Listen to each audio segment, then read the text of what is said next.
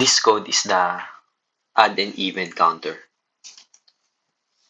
And this code defines a function to check if a number is odd or even, then uses a loop to take 5 numbers from the user and count how many are even and odd.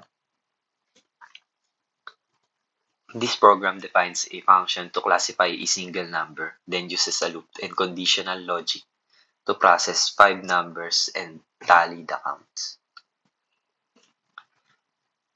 This function here, the check even function,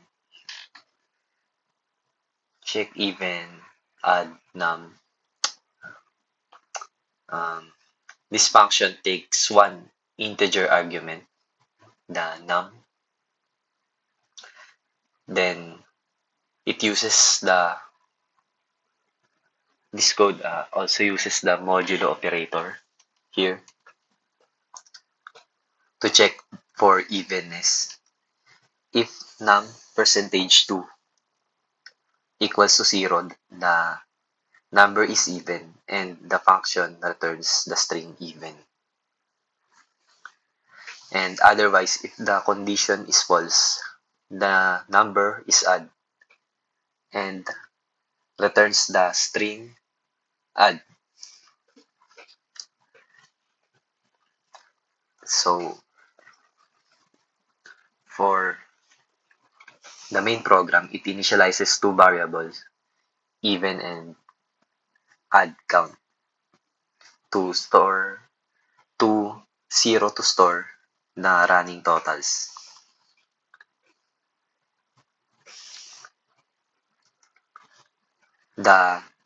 For I here in range 5, loop ensures that the following block of code execute exactly 5 times, asking the user for 5 numbers. So let's try it. Number 1, let's try 5,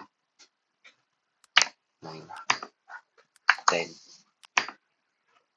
30, 11. So the even numbers are 2 and odd numbers are 3. And that's all.